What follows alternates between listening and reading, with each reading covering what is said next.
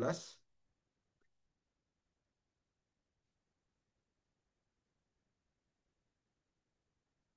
Saya akan bacakan ayat yang ke-13. Dan ia memakai jubah yang telah dicelup dalam darah dan namanya ialah firman Allah. Dan semua pasukan yang di surga mengikuti dia. Mereka menunggang kuda putih dan memakai lenan halus dan yang putih bersih. Dan dari mulutnya keluarlah sebilah pedang tajam yang akan memukul segala bangsa. Dan ia akan mengembalakan mereka dengan gada besi. Dan ia akan memeras anggur dan menghancurkan mereka dalam kilangan anggur. Yaitu dengan apa? Dengan kekeraman murka Allah yang maha kuasa. Dan yang terakhir, dan pada jubahnya dan pada pahanya tertulis satu nama, yaitu Raja, segala Raja, dan Tuan di atas segala Tuan. Kita lihat pasal 21 ayat yang ke-21 sampai 27. Dan ke-12 pintu gerbang itu adalah ke-12 mutiara. Jadi 12 mutiara. Setiap pintu gerbang terdiri dari satu mutiara dan jalan-jalan kota itu dari emas murni bagaikan kaca yang bening. Dan aku tidak melihat bait suci. Jadi ada perbedaan bait suci di sini. Bukan bangunan fisik seperti gedung-gedung dibangun manusia. Dan tidak melihat bait suci di dalamnya sebab, dan jelas sekali dikatakan dalam firman Tuhan yang tidak pernah kita terima sebelumnya, yaitu Allah Tuhan yang Maha Kuasa adalah bait sucinya. Jadi saudara, semua konsep bait suci itu kalau tidak menurut firman hari ini dalam wahyu ini, semua itu adalah tidak sah atau dikatakan palsu. Jadi bangsa Israel mendirikan bait suci yang bukan Allah bait sucinya, berarti dia mendirikan bait suci yang akan melawan Allah. Bait suci yang ketiga yang akan dibangun di Yerusalem itu juga, saudara, ini lagi diusahakan dengan ada 9 anak lembu berwarna merah. Dan terakhir saya mendengarkan sudah terkumpul 3, 5, terus satu mati jadi 4, dan kemudian mereka mau sampai 9 sesuai dengan nubuatan yang mereka percayai. Dan kalau itu sudah tergenapi, mereka akan memulai pembangunan bait Allah. Dan puncaknya mereka membangun mesbah dan mendatangkan api kemuliaan Allah kembali untuk turun. Dan semua itu adalah cerita yang dipercaya mereka serta persis dengan kedatangan Mesias pada saat itu. Nah, saudara, ini adalah sesuatu yang dipercaya semua gereja, hampir sebagian gereja, semua percaya ini. Dan Alkitab mengatakan bait suci, bait Allah itu adalah Allah sendiri. Jadi bukan bangunan, bukan gedung, bukan yang dibuat tangan manusia, bukan bait Allah yang dibuat oleh Salomo, yang dibangun kembali, direnovasi oleh Herodes, dan kemudian akan didirikan oleh bangsa Israel di akhir zaman, yang sekarang ngumpulin seluruh dana-dana dan kekuatan militer, politik semuanya, ekonomi. Saudara, bukan itu. Dan itu adalah tafsiran yang sangat menyesatkan. Wahyu mengatakan tidak ada bait Allahnya kecuali Allah sendiri. Bait Allahnya adalah bait sucinya siapa? Allah Tuhan yang Maha Kuasa. Demikian juga anak domba. Jadi anak domba dengan Allah kan sama dalam Trinitas atau Tritunggal. Dan kota itu tidak memerlukan matahari dan bulan untuk menyinarinya. Sebab kemuliaan Allah meneranginya dan anak domba itu adalah lampunya. Jadi saudara, saya tanya, langit dan bumi baru ada bintang dan bulannya enggak? Jawabannya enggak ada.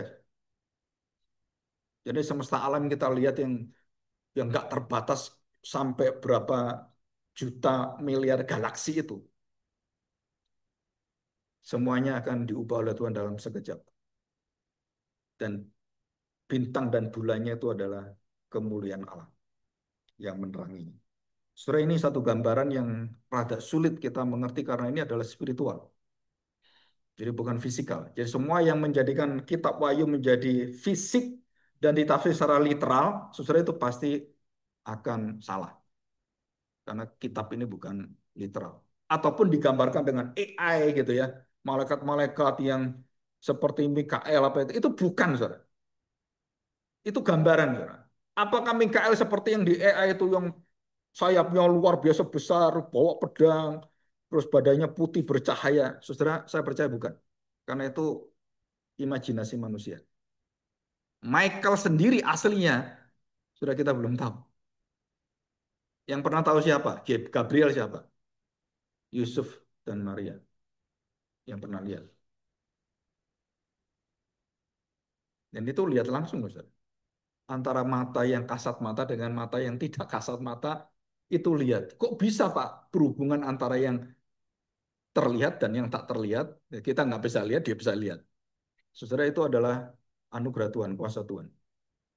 Dan jika kita manusia-manusia tertentu diberi kuasa, bisa melihat roh-roh jahat, jin, dan kemudian kuntilanak, ya, kunti ibu, gitu kan?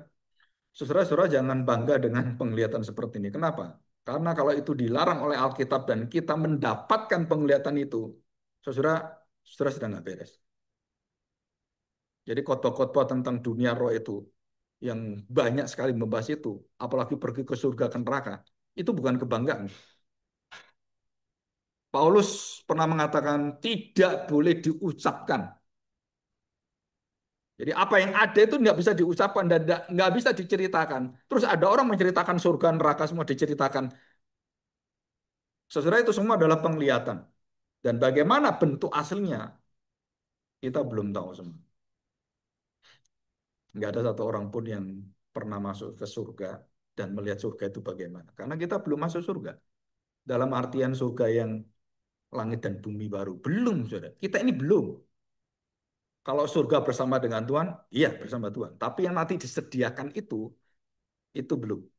Ya, kita lanjutkan. Dan bangsa-bangsa akan berjalan di dalam cahayanya dan raja-raja di bumi membawa kekayaan mereka kepadanya dan semuanya itu dikembalikan pada pemiliknya, yaitu Tuhan sendiri. Waktu bangsa Israel keluar dan orang-orang Mesir itu diminta memberikan pesangon. Nah, kita kalau kerja kan ada pesangon. Sudah berapa pesangonnya orang Israel kerja ratusan tahun jadi budak yang membangun negara, kekuatan, serta semua itu yang ada di Mesir itu siapa?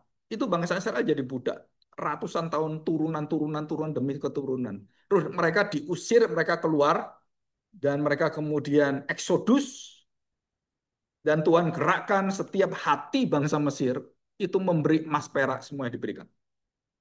Itu tercatat dalam Alkitab. Kenapa orang Israel bisa membangun golden apa itu in calf itu kan? Anak lembu emas dari mana? Ya dari emasnya orang-orang Mesir itu.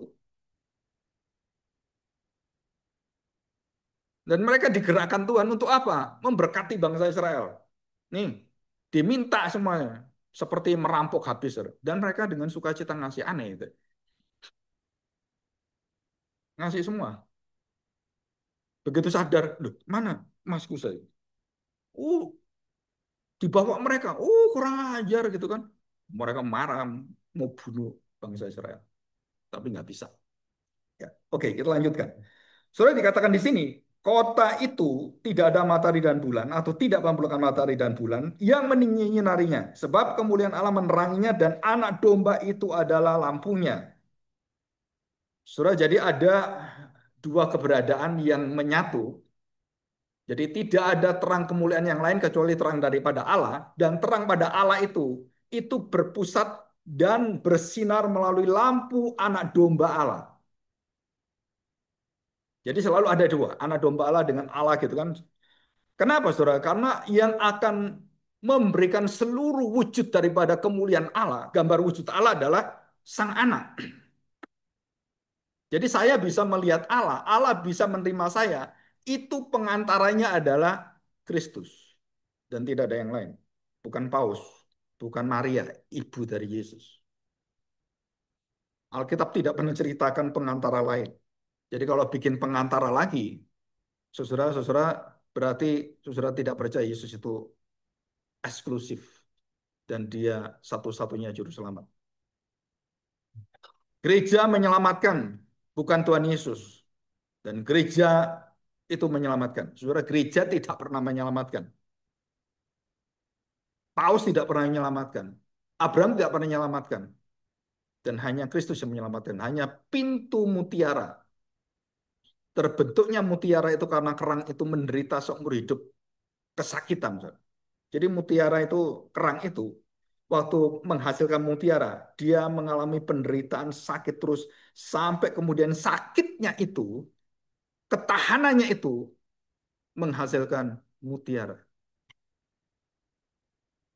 Jadi kalau orang sedang pakai mutiara, artinya saya mau hidup menderita bagi Tuhan. Nah itu artinya.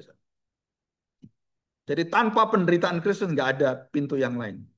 Pintu jalan masuk yang lain alternatif nggak ada. Saudara. Pintu surga cuma satu. Dan pintu itu adalah Tuhan Yesus sendiri. Dia menunjuk jalan, bukan dia menunjuk jalan petanya, bukan. Petanya itu adalah diri saya. Kamu nggak percaya saya, nggak ada petanya. GPS semuanya, map semuanya.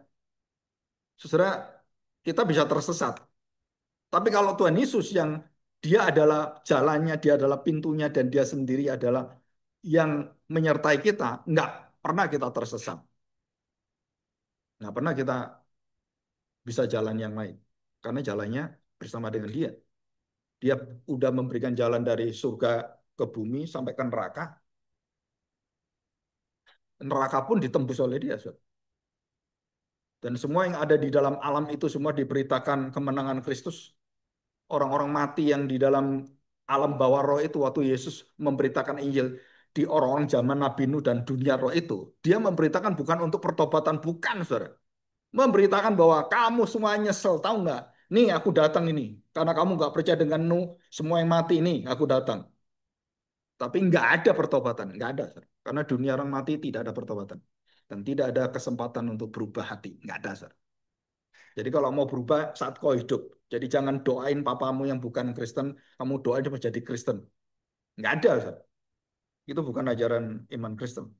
Ya, oke, kita lanjutkan. Dan pintu-pintu gerbangnya tidak akan ditutup pada siang hari, pada malam tidak akan ada lagi di sana. Dan kekayaan dan hormat bangsa-bangsa akan dibawa kepadanya. Tetapi tidak akan masuk ke dalamnya sesuatu yang najis atau orang yang melakukan kekejian atau dusta. Tetapi hanya mereka yang namanya tertulis di dalam kitab kehidupan anak domba. Saudara, ada satu lukisan, satu gambaran Yohanes waktu menuliskan dengan semua pena dan perkamen itu ya. Dan kita nggak bisa membayangkan gitu ya, bagaimana kondisi keadaan jiwa Yohanes. Dia sendirian, tidak ada teman dan semua dipreteli semuanya dan dia diasingkan. Dia nggak bisa ngomong dengan siapapun dan kemudian Tuhan meminta dia menuliskan. Jadi yang menjadi teman berbicara, teman bergaulnya adalah Tuhan Yesus sendiri.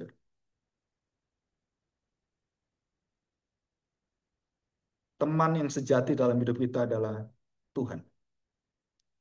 Teman yang lain punya batas, suami istri punya batas waktu, orang tua anak punya batas waktu. Yang tidak berbatas waktu adalah Tuhan. Tapi sadar nggak bahwa Tuhan itu menjadi sahabat kita, menjadi teman kita yang selalu hadir bersama dengan kita. Satu doa daripada Yusuf, satu doa daripada Yakub, doa daripada Daud. Dalam kelemahan dosanya, mereka mengatakan, aku melihat dan aku tidak bisa merasakan apa yang terjadi dalam hidupku kalau engkau menyertai aku. Tapi dalam imannya dia mengatakan, Daud mengatakan, jangan mengambil rohmu dari hidupku. Jangan mengambil kuasa hadiratmu dalam jiwa saya. Dan jangan pernah meninggalkan kami dalam segala kondisi. Tadi itu dikatakan oleh keluarga Abraham, Yakub, Ishak dan Yakub dan keluarga Yusuf. Empat keluarga ini, empat keturunan ini yang langsung Abraham, Ishak, Yakub, Yusuf. Mereka tidak bisa lihat Allah, tapi dengan imannya mereka bisa tahu hadirat Allah itu tidak pernah meninggalkan mereka. Iman inilah yang menyelamatkan kita. Tapi apakah itu ada dalam hidup kita, dalam permasalahan dalam jiwa kita? Saudara, kita belum belum bisa menjawabnya kalau kita tidak mendapatkan satu meterai dari Tuhan. Kalau kita sudah dapat meterai, saudara tidak akan tergoyahkan. Apapun yang terjadi, nggak akan menggoyahkan kita. Ya di sini jelas sekali. Nah kita akan bahas ada beberapa poin penting ya. Poin pertama adalah gerbang mutiara yang tadi sudah saya jelaskan. Dan tidak ada pintu yang lain kecuali pintu semuanya adalah satu pintu mutiara satu. 12 mutiara yang sama berasal dari para mutiara Kristus sendiri.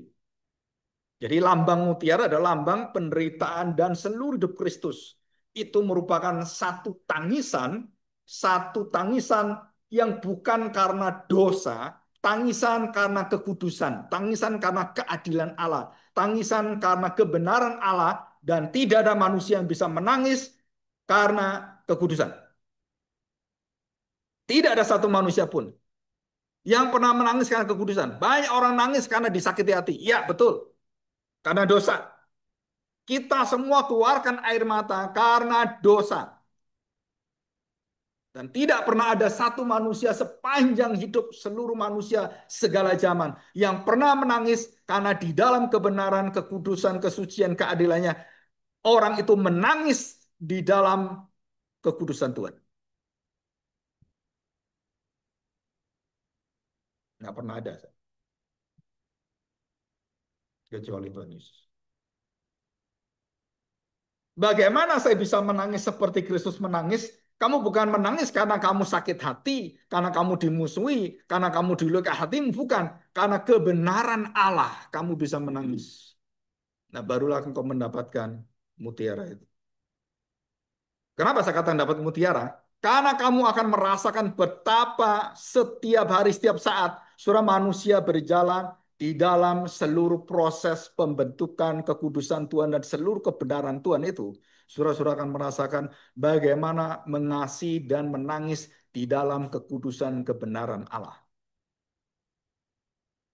Aku nggak salah, kenapa kamu musuhi? Belas kasihanku turun menangisi engkau.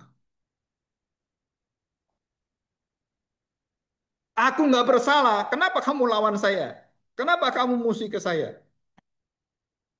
Gereja Tuhan orang Kristen itulah tempat di mana seperti samsak kita dipukul dengan orang-orang yang membenci Kristus. Nah, itu kita semua, saudara. Yang dipukul siapa? Ya kita, saudara.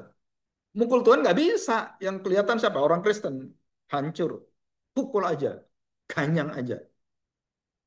Sampai hari ini ibadah-ibadah tetap aja. Presidennya siapapun, iblis tetap menang. Gereja Tuhan terus dilawan.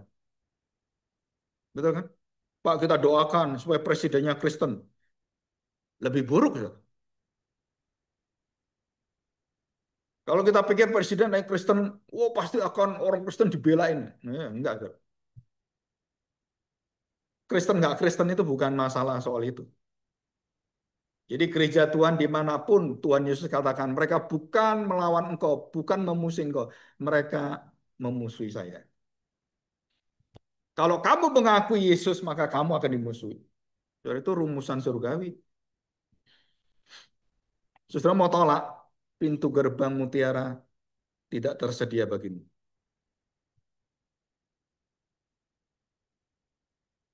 Jadi pintu itu nggak bisa kamu ganti dengan apa? Dengan apapun nggak bisa. Bagaimana kamu menikmati penderitaan Kristus? Bagaimana dia punya hati kepada orang-orang yang tuli bisu semuanya, orang-orang di dalam dosa. Dia datang, dia menyembuhkan. Bukan karena kebaikan orang itu, bukan karena apa? Karena dia berbelas kasihan. Dia memberikan anugerahnya. Nah, pintu inilah pertama kali yang disediakan. Bagaimana saya masuk ke pintu ini? Saudara, saya ingin kita belajar. China itu luar biasa. Ya, saudara, otaknya luar biasa, kreatif luar biasa. Kalau saya lihat setiap penemuan-penemuan dia itu, saya senang dengan penemuan banyak hal itu membuat seluruh hidup itu lebih mudah, lebih baik. Kenapa? Milih buah. Ya, kita milih buah. jeruk sama gitu kan. Sekarang kalau kita ke pasar, saudara pernah beli stroberi? Stroberi yang paling murah itu yang paling kecil. Begini, harganya 25.000 sekilo. Dia kecil. Yang gede lagi 30.000. Lebih gede sedikit 40.000. Yang paling gede 50-60.000. Nah, stroberinya tuh gede-gede, saudara. Bagaimana saya bisa menyaring stroberi yang 10 cm, 15 cm, 20 cm gitu ya. Atau mungkin kalau 20 cm kan gede. Ya kira-kira persential lah tambahnya gitu kan sudah lumayan.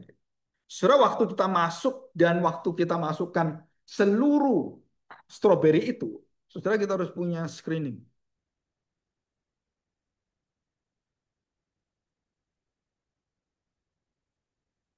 Dan buah yang 5 cm, yang kira-kira 2 cm gini kan, yang masuk kecil-kecil 2 cm gitu.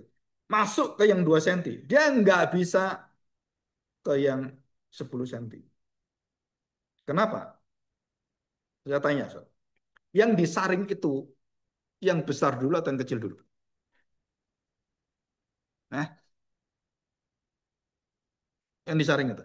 Besar dulu atau kecil dulu? Kalau besar dulu, yang kecil masuk semua. Betul kan? Jadi yang disaring apa? Yang kecil dulu. Gitu. Yang kecil keluar. Nah, setelah itu masukkan yang lebih besar lagi. Dan yang terbesar itu akhirnya yang dia sisa.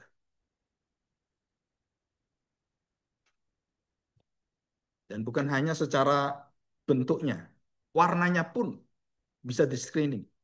Uang kita kalau kita masukkan ke ATM, ada screeningnya. 50.000, 100.000. Saudara kalau masukkan uang dan ngirim uang, transfer uang secara cash tunai gitu kan, kita masukkan. Saudara nggak usah artinya tuh yang 100.000 dengan 100.000 nggak perlu, saudara. 50.000 campur-campur dengan 100.000 biarin aja, taruh aja, ngitung sendiri dia. Kenapa? Karena dia ada pendeteksi baik itu secara warna, baik itu secara serat-serat semuanya dan itu ada dan waktu keluar dia langsung beritahu 100.000 20 biji, 50.000 15 biji gitu kan dan jumlahnya sekian dan itu ada semua. Setelah kalau kita cari jodoh kan di screening juga, betul nggak?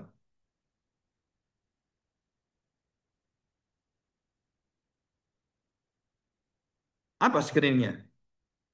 Saya tanya, saudara. Dunia mencari jodoh dengan orang percaya yang cari jodoh. Screeningnya apa? Dunia ganteng, pinter. Udah itu apa? Kaya. Gitu kan. Terus yang ketiga apa? Baik hati. Empat, sabar. Gitu kan. PNKB nggak apa-apa gitu. Oh, namanya kepingin kan nggak apa-apa. Yang dapatnya akhirnya nggak ada yang seperti itu. Ya udah Pak, ini ya gimana ya. Dia tuh orang yang gelibet terus Pak. Akhirnya mau nggak mau saya seneng dengan dia. Lah terus yang teorimu gimana screenmu? Nggak berlaku Pak Agung. Saudara, waktu kita bikin screening dan waktu itu nggak bisa kita terapkan, ya kita nggak bisa dapatkan seperti yang kita inginkan. Tapi kalau kita rohani, saudara, waktu screening secara rohani, saudara main-main.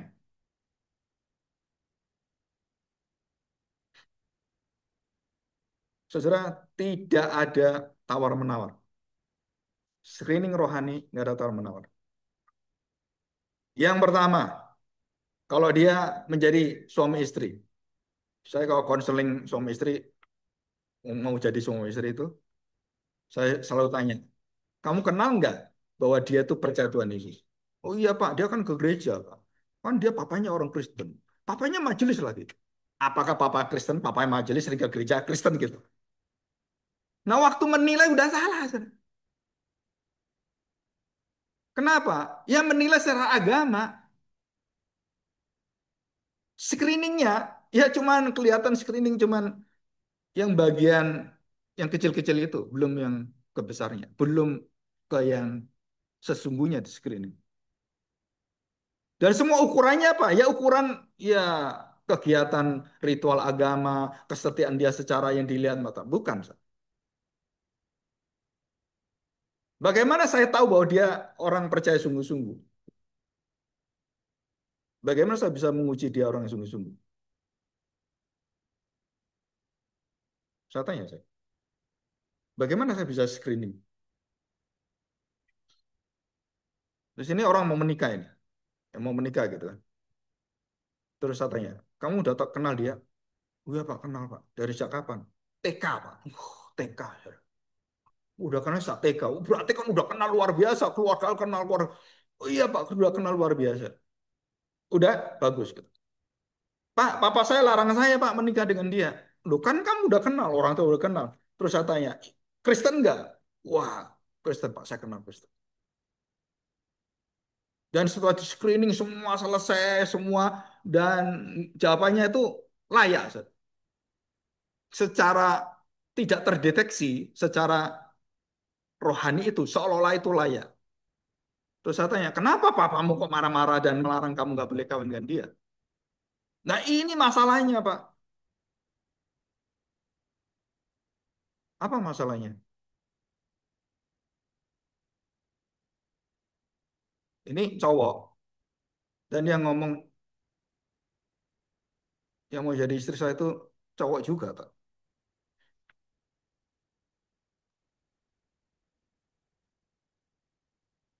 Kenapa kamu baru ngomong? Lah Bapak nggak tanya dia laki atau perempuan dari awal. Screeningnya secara ordo kekristenan itu kayaknya betul semua. Saya lupa tanya ordo creation, saudara. Dia laki atau perempuan? Ya saya pikir kan pasti perempuan, oh, pasti orang Kristen kan tahu diri gitu kan. Begitu ngomong, oh nggak boleh kenapa? Laki-laki Pak. Kenapa kamu nggak mau dari? Bapak nggak tanya katanya. Terus jawabannya apa? Kan ini beres semua Pak.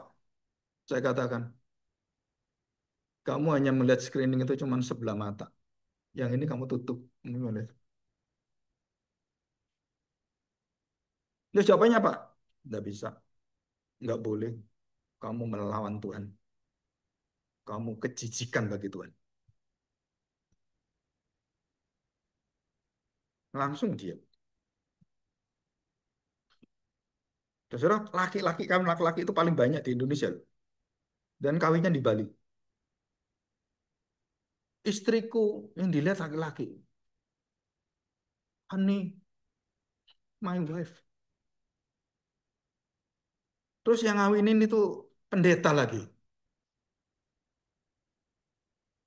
Bagaimana screening bisa seperti itu? Saudara, screening kita bisa masuk kerajaan Allah, itu satu-satunya adalah lambangnya itu mutiara, saudara. Kalau engkau tidak percaya pada Kristus, pintu yang kedua, saudara tidak akan dibuka itu. Jadi saya bisa masuk kalau saya menerima seluruh kekuatan simbol mutiara itu di hidup saya, baru pintu itu bisa dimasukin. Baru saya bisa percaya, saya bisa mengenal Kristus. Nah, pintu yang kedua itu adalah kekudusan. Saya tanya sekarang, kekudusan dengan pilihan Allah dulu mana? Allah memilih kita karena kita kudus atau karena kita tidak kudus? Saya tanya, Allah memilih kita. Wah, kamu luar biasa. Gerejamu, waduh, rajin luar biasa. Kamu itu tak pilih siapa. Tuhan melihat, wah, kamu ini tidak bercacat celah. Kamu itu kudus, Tuhan pilih.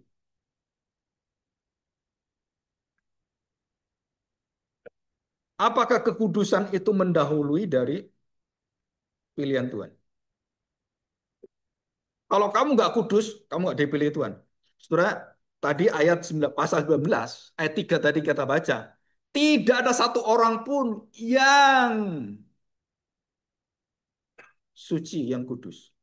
Semua dicelup dengan jubah darah anak domba. Baru kamu masuk dan kamu bisa masuk ke sana. Waktu pesta perkawinan, kenapa kamu ditolak? Sang raja datang dan melihat undangan semuanya. Dan dia lihat semua undangan, bajunya semuanya. Baju daripada lambang-lambang mutiara dan bersih penderitaan Kristus. Terus dia lihat, lah ini baju kok lain. Sini kamu. Kenapa kamu datang tidak memakai jubah pesta? Kan itu kan ilustrasinya perjumpaan. perumpamaan Tuhan Yesus.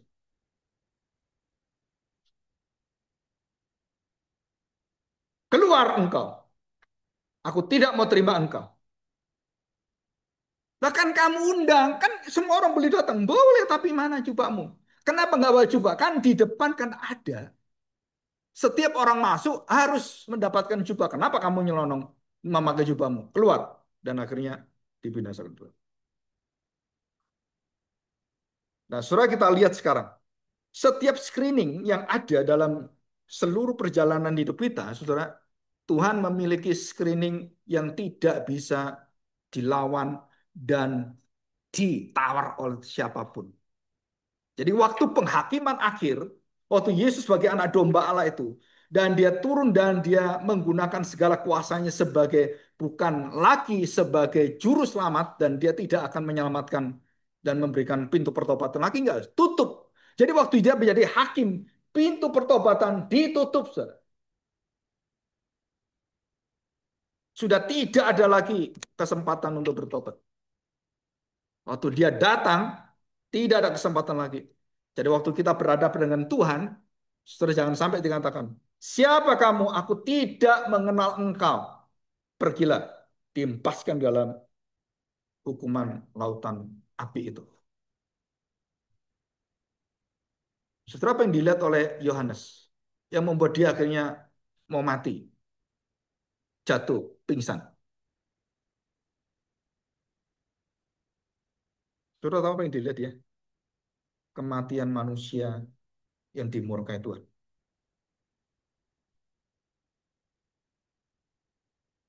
Tuhan Yesus menangis 3 kali.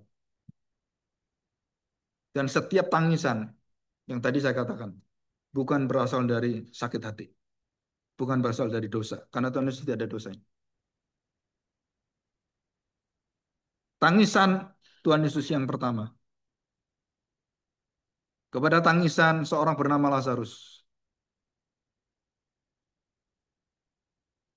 Semua tangisan tanpa harapan, dosa membawa kita di dalam kematian yang tiada batas.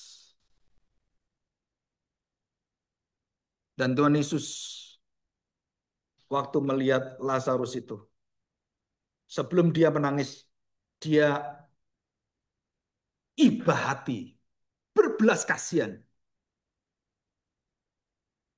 Dan waktu dia melihat apa yang ada kondisinya itu, sudah bukan karena hubungan antara Lazarus dan Tuhan itu ada kolusi, nggak ada, saudara.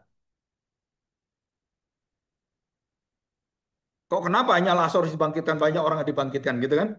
Sudah itu bukan perkara itu. Tapi betul-betul waktu Tuhan Yesus melihat mengapa orang seperti ini, orang yang betul-betul melayani, kenapa seluruh keluarga itu sudah tidak mengharap lagi Yesus mau datang kembali. Nggak perlu, saudara. Kenapa? Udah mati. Kamu datang pun percuma. Yang ditangis Tuhan Yesus. Bukan soal Lazarus mati, bukan, saudara. Bukan itu intinya. Yang ditangis Tuhan Yesus adalah bagaimana mereka semua mati seperti Lazarus yang tidak percaya akan kemesiasan dia. Nah itu yang ditangis Tuhan Yesus.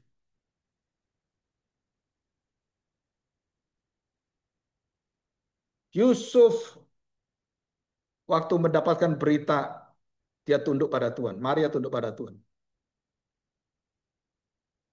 Maria dan Marta mendengarkan dan tahu semuanya bagaimana Tuhan melakukan semuanya. Mereka tetap tidak bisa terima. Kenapa? Karena ada batas yang tidak bisa manusia terima. Apa itu? Kematian.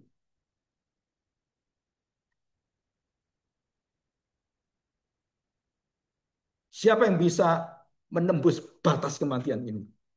Maria, Marta, semua melihat. Oh iya nanti di akhir zaman dia akan dibangkitkan Tuhan. Yo. Iman kita bukan iman eskatologis doang. Tapi iman kita adalah iman horatologis. Tahu hora? Hora itu saat ini. Bukan eskatos. Tapi horatos. Saat ini. Dan Tuhan katakan, bukan. Sekarang. Karena kitab Yohanes itu mengatakan hora saat itu adalah saat Tuhan. Bukan saatmu. Bukan saat mamaku. Hei wanita. Hei ibu. Kamu jangan ngatur-ngatur saya. Saatnya belum tiba. Nah, saatnya itu kunci dari seluruh teologi Injil Yohanes. Jadi bukan saya menentukan, tapi Allah menentukan waktunya Allah, caranya Allah, dan momentum-momentum itu Allah yang tentukan, bukan kita, saudara. Jadi waktu Tuhan Yesus melihat dan memperlihatkan mendemonstrasikan bagaimana kemesiasian yang ditolak dan bahkan orang dia terdekat yang mencintai dia sekalipun yang betul-betul mengenal dia tetap nggak bisa kenal. Kenapa? Karena ada pembatasan kematian dan mereka tidak tembus. Iman mereka nggak bisa melawan kematian kecuali Kristus yang tembuskan itu. Baru mereka bisa percaya. Dan waktu Lazarus dipanggil, saudara, saudara perhatikan suasana semuanya. Adakah mereka Lazarus keluarlah, haleluya, gitu? Hah? Alkitab menyatakan itu sukacita. Enggak, ketakutan mereka. Mujizat datang tetap takut kita. Saya kadang-kadang melihat ekspresi iman orang Kristen itu seperti itu. Kadang-kadang ekspresinya itu masih jatuh dalam dosa. Jadi waktu Lazarus keluar, mereka bukan menyambut dengan sukacita. Waduh, kematian sudah dikalahkan. Bukan, saudara. Mereka takut ya. Mereka sembunyi semuanya. Kayak setan ini, setan datang. Dan waktu diberitakan, buka itu kain kafannya. Mungkin mereka leletan. Siapa? Kamu dulu. Waktu dibuka, buka gitu. Dia hidup. Nah, orang yang paling lihat pertama kali di depan, haleluya. Enggak diceritakan. Mereka tetap takut, sambil tangannya gemetaran gitu. Kita nggak tahu. Tapi nggak ada sambutan iman yang penuh dengan kemenangan sukacita. Nggak ada, saudara.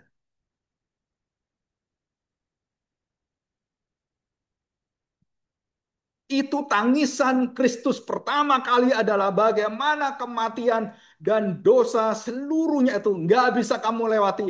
Dan Tuhan Yesus mati. Kenapa? Karena maut, kematian tidak akan mengalahkan aku. Tembus. Dan kalau aku mati, ini ya lihat ya, kalau aku mati, aku pasti tembus kematianku. Percaya nggak kamu? 3 hari aku bangkit. Benar kamu? Nggak ada yang percaya. Tetap aja. Kenapa? Karena kematian itu nggak ada satu manusia bisa menembus kematian itu. Maka Tuhan Yesus mengatakan Roh Kudus akan turun. Kenapa? Satu-satunya bisa membuat kamu tembus itu adalah Roh Kudus. Pekerjaan Roh Kudus, menembus hati, membuka hati, menyadarkan itu Roh Kudus. Jadi ada peranan-peranan Tritunggal, ekonomi Trinity itu punya masing-masing peranan. Sekarang yang kedua, tangisan Tuhan Yesus apa? Yang kedua, itu hanya dicatat dengan satu kalimat yang singkat dan sangat-sangat berbeda dengan apa yang dijelaskan di dalam Matius dan semuanya. Waktu Yesus masuk ke Yerusalem, semua memuji-muji Tuhan. Tadi kan semua orang ketakutan semua kan, nggak ada yang muji Tuhan dalam kematian semua. Ini dalam kemenangan besar dan dia diarak dan diberikan sukacita. Wah, dia lulukan. Wah, hosana, hosana. Seluruh loh, saudara. Seluruh. Nggak ada satupun yang nggak ada.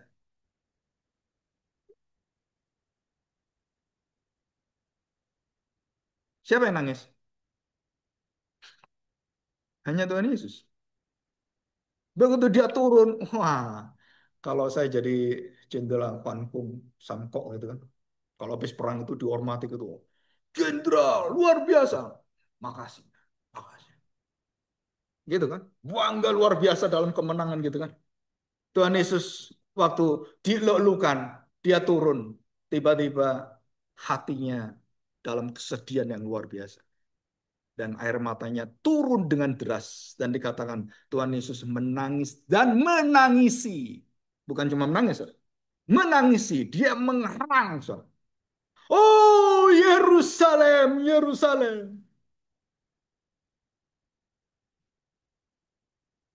Berpuluh-puluh keturunan. Puluhan tahun, ratusan tahun, ribuan tahun, saudara. Allah menunggu anaknya datang kepada dia. Dan kenapa Tuhan Yesus menangis seperti itu? Karena di Yerusalem semua nabi dibunuh. Dan anak manusia pun dia menangisi, engkau bunuh juga.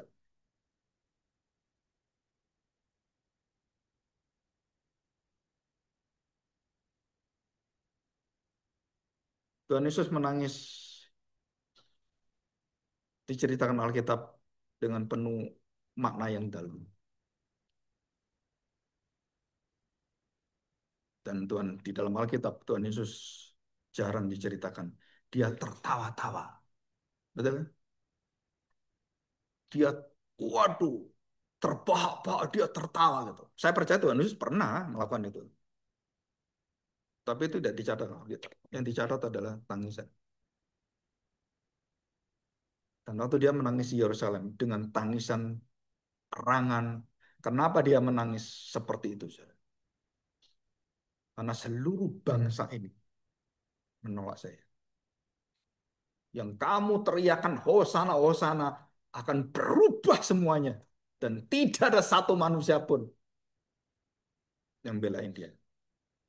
Termasuk Maria, mamanya.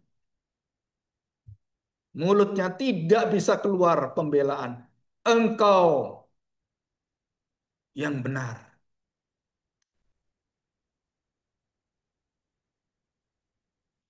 Saudara bayangkan yang cuman bisa mengatakan kalimat-kalimat kalau nggak salah 2 kali.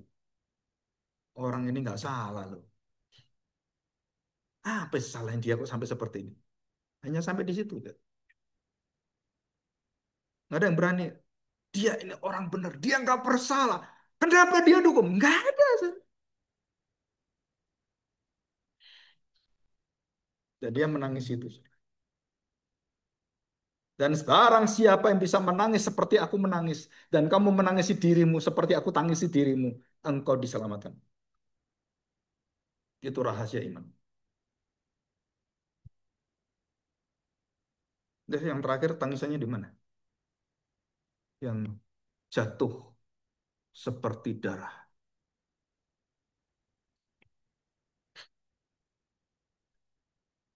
Jadi dia menangis sampai 3 kali. Apa yang dia tangisi? Tadi kan tentang bagaimana keselamatan manusia dalam belas kasihan Allah. Yang kedua, bagaimana dia memperlihatkan bahwa Mesias akan menanggung dosa dan mati dan dia akan digantung terkutuk dan semua ditimpakan pada dia. Umat perjanjian anak-anaknya, induk ayam ingin mengumpulkan itu anaknya bunuh induk ayam. Ya melahirkan kamu, ya memelihara kamu. Kamu bunuh anak saya. Itu dosa yang sebenarnya nggak bisa dimaafkan. Tapi Tuhan mengatakan, karena perjanjianku, karena aku bersumpah pada diriku sendiri, dari dosa sebesar apapun, semerah kirmisi, dan seburuk dan serusak seperti kain gombal. Aku jadikan bersih putih seperti salju. Nah, kapan itu didoakan terjadinya ini? Di Getsemani. Perubahan itu didoakan di mana? Getsemani. Dan dia mendoakan seluruh orang-orang yang pemberontak-pemberontak itu. Dia meminta bapaknya dengan hati yang taat dan dia mau menerima semua dosanya untuk apa? Menjadikan semua pemberontakan menjadi ketaatan.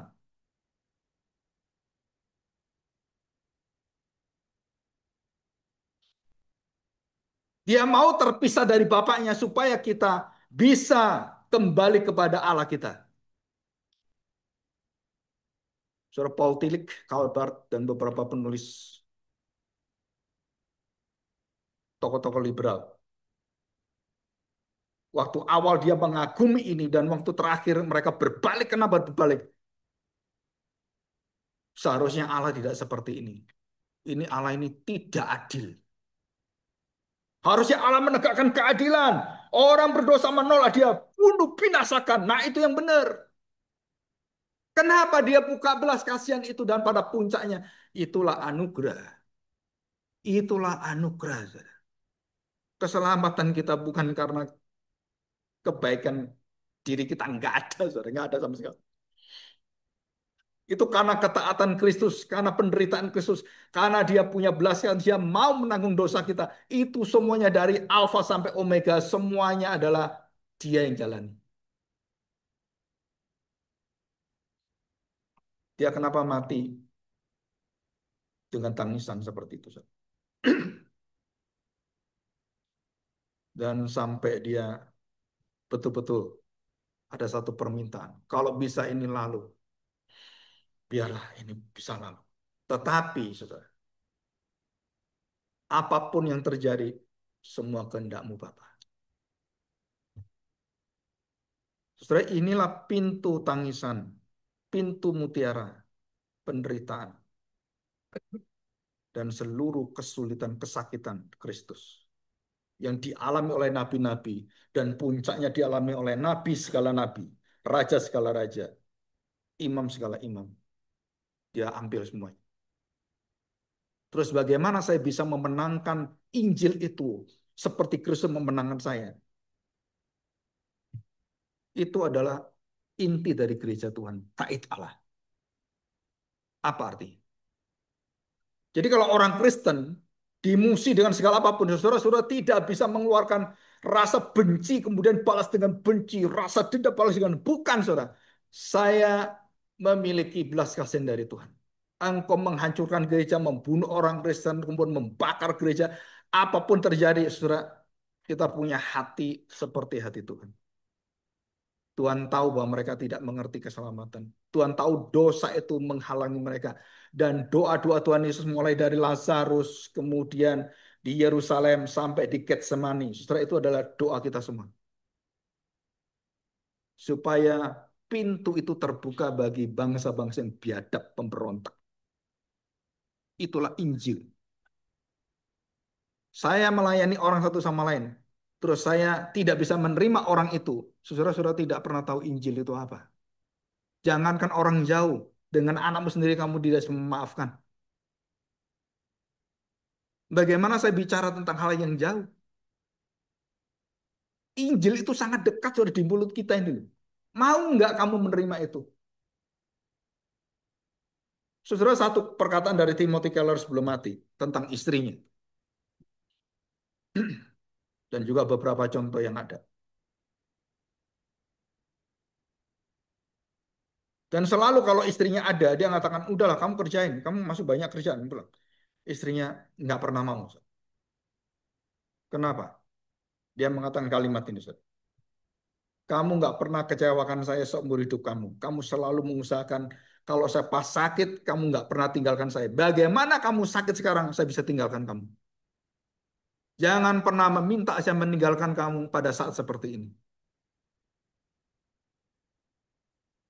Itu istrinya Timothy Keller. Bagi orang yang tidak tahu diri saya. Nah, apalagi dengan orang berdosa, saudara. Dan Tuhan meminta kita seperti orang Samaria yang baik hati melihat musuhnya mau mati. Ah, biarin aja kan kamu musuh saya, kamu musuh saya. Biarin aja, matilah kamu. Syukur, syukur. Ngerasain lu. Apakah itu? No. Dia menolong, dia menjamin, dia semua ambil semuanya. Itu Injil. Kapan Injil? Ya kamu praktekkan dengan istri, suami, dengan anakmu itu gampang loh, saudara. Kalau orang deket aja susah, apalagi bajingan. Mau ngabarkan Injil, saudara sendiri nggak kamu Injil gimana ngabarkan Injil orang. Setelah Injil itu membuat kita tidak akan diceraikan daripada persekutuan kita dengan Tuhan dan persekutuan dengan manusia. Karena Injil itu selalu mengikat semua di dalam kekudusan kebenaran Tuhan. Dan itulah kekuatan kita terima. Jadi Tuhan men-screening dengan apa? Dengan tiga tangisan ini, saudara. Mutiara itu ada di setiap pintu gerbang itu. Dan kita langsung tahu dan kita masuk pintu yang kedua. Pintu apa? Hanya yang kudus yang bisa masuk. Yang tidak kudus tidak bisa masuk. Apa itu yang tidak kudus? Ini saudara, ya jadwalnya, daftarnya. Mereka yang telah dibersihkan yang masuk, tapi segala sesuatu yang mereka lakukan dengan ucapan, kedustaan, tingkah laku yang menjijikkan, dan seluruh pikiran mereka yang sudah mati, nggak bisa, itu semua dibebaskan Tuhan. Nah, kalimat daripada ayat 27. Tetapi yang tidak akan masuk ke dalamnya adalah sesuatu yang najis.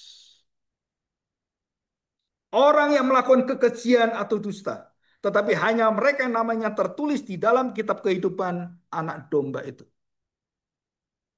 Jadi pintu penghakiman itu ada screennya dan orang yang memakai dan memiliki seluruh mutiara Kristus sudah masuk ke dalam pintu itu. Mereka langsung masuk dalam alam kekekalan dan sukacita yang luar biasa.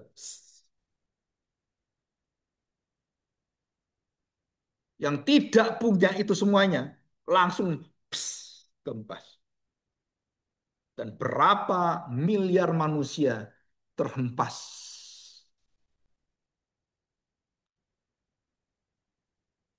Dan dikatakan dalam Alkitab tentang pengangkatan. Justru ada suatu ayat yang sangat menarik sekali. Pada waktu mereka bekerja, waktu mereka beribadah, waktu mereka bersama-sama, salah satu orang itu akhirnya diangkat. Nah, masalahnya adalah waktu saya khotbah gini, tiba-tiba saya diangkat Tuhan. Ya kan? Wah, seneng kan? Betul kan? Tapi yang diangkat Tuhan itu waktu saya khotbah, itu musuh saya. Terus saya ketinggalan. Loh, oh itu bajingan kenapa? Oh, saya pengkhotbah. Kenapa Tuhan? Ya itu karena kamu ditinggal ya karena itu. Karena yang bajingan itu bertobat saat terakhir. Dia nyesel Tuhan. Diangkat Tuhan langsung hilang. Nah di sini yang merasakan grace itu super grace gitu kan. Dan melihat, loh kenapa dia yang diangkat? Kok saya nggak diangkat? Itu kan bajingan Tuhan. Itu kan penjahat. Dan penjahat sebelah Tuhan itu juga sama. Nanti kita akan bahas tentang doa doa di saat akhir kematian. Ada di Alkitab semua. Dan ini belum ada yang bahas. Sudah tahu? Doa-doa terakhir pada waktu mereka masuk pintu kematian penghakiman terakhir. Dan Tuhan menanti sampai pintu terakhir pun belas kasihan Tuhan itu tetap mengalir dan sama dari pintu awal sampai pintu akhir. Sama. Sudah tahu siapa yang berdoa seperti ini? Samson. Masih ingat? Sebelum mati, dia berdoa pada Tuhan. Siapa sebelum mati berdoa pada Tuhan? Elia. Dia mau mati. Ya. Yunus. Bahkan di Alkitab katakan Yunus sudah mati. Saudara. Dan di dalam kematian itu dia berdoa. Saat-saat terakhir itu. Belas kasihan Tuhan, anugerah Tuhan tidak terbatas. Dan pada saat terakhir itu, Tuhan bukakan hati. Dan saya harapkan kita bisa mengerti ini.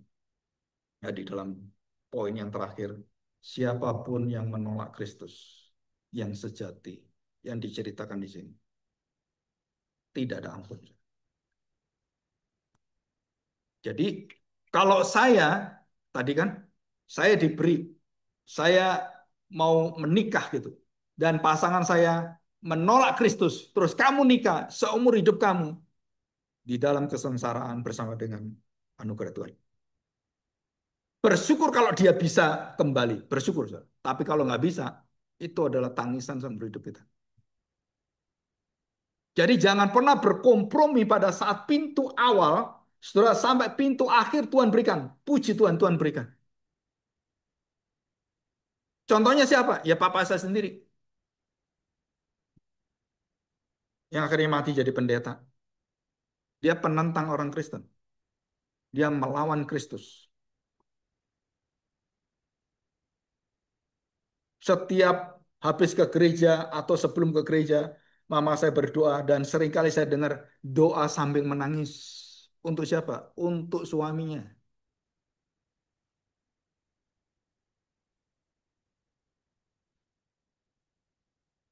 Dan sampai mama saya divonis, kamu nggak bisa hidup lagi, kamu kena kanker hati. Sampai sekarang nggak tahu kankernya ada nggak. Sampai sekarang belum meninggal mama saya. Tapi ini lagi sakit. Dan waktu diberitahukan, papa saya diberitahu, ini loh istrimu berjuang mendoakan kamu. Dia tetap aja hatinya nggak berubah. Dan saya pernah tanya, kenapa sih papa kok yakin jadi orang Kristen? Saudara, kenapa saudara? Karena ada mutiara Kristus, kesaksian Kristus yang di depan mata dia. Dan dia melihat kuasa kasih Allah itu. Dan menghancurkan seluruh keegoisan dia. Dan akhirnya dia terima Tuhan. Saudara bayangkan, jadi mama papa saya sebelumnya itu belum jadi Kristen. Belum mengakui Yesus. Mama saya dulu, kira-kira hampir sekitar 17 tahunan, 15 tahun. Dia berdoa terus gitu. Sampai papa saya berubah. Dan waktu saya papa berubah, saudara berubahnya gimana? Berubahnya tuh drastis. Waduh, saudara.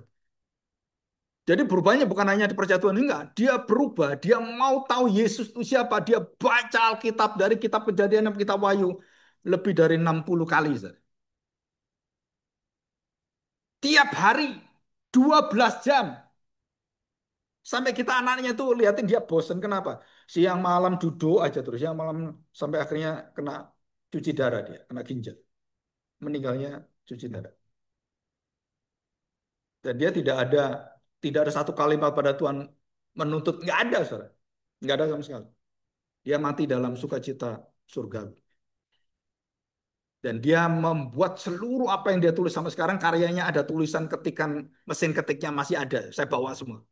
Dan waktu saya pelajari semuanya, ini orang nggak pernah sekolah teologi, nggak pernah apa-apa, nggak pernah kenal siapapun, bisa punya teologi dalam hati yang penuh dengan anugerah. Bisa jadi teologi reform. Dari mana? Sekolah aja nggak. Dia baca Alkitab dengan jujur, dengan murni. Dan dia mengatakan anugerah keselamatan bukan karena jasa, bukan karena apa. Dan dia memperdalam cerita Alkitab berpuluh-puluh kali, beratus-ratus kali. Dia akhir kesimpulan apa? Tidak ada dosa yang bisa melawan kasih Allah. Titik. Perjanjian Allah bukan berdasarkan seluruh tingkah laku manusia, bukan karena dosa, bukan. Karena Allah berjanji pada dirinya sendiri. Dan itulah kekuatan iman Kristen. Ya, mari kita berdoa, kita bersyukur. Bapak yang baik, hari ini kami bersyukur. Dialah kuasa kemenangan dan pintu gerbang mutiara itu. Sungguh-sungguh menjadi screening bagi kami dan mengingatkan kami supaya kami tidak hidup dalam hidup yang sewenang-wenang, semenang-menang, atau hidup yang tidak lurus di hadapan Tuhan. Kami bersuka cita hari ini karena melalui hambamu Rasul Yohanes dalam kitab yang sangat sulit ini, kami mendapatkan berkat yang berkelimpahan tentang Injil yang kau sampaikan. Terima kasih Bapa. Biarlah kami menikmati dan jadikan kami penurut firman Tuhan dan penikmat dan mengalami firman dengan nyata dalam kehidupan kami. Sehingga kemuliaan Allah itu bersinar terang dan menuntun kami menjadi saksi bagi dunia ini. Di dalam nama Tuhan Yesus, kami serahkan doa kami ini. Amin.